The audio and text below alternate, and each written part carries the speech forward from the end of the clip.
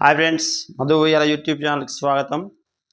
వేమన పద్యం 16.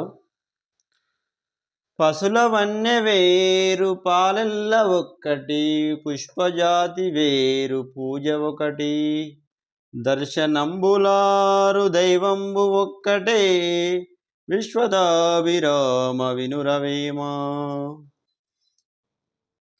భావం: పశువులు వేరువేరుగా రంగును కలిగి ఉన్నప్పటికీ అవి ఇచ్చే పాలు తెల్లగానే ఉంటాయి.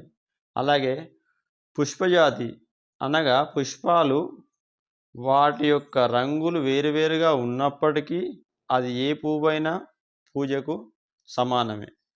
అలాగే దర్శనంబులారు అనగా దేవతలు గుడులు అనేకం ఉన్నప్పటికీ అన్ని గుళ్ళలోని దైవం ఒకటే అని భావం.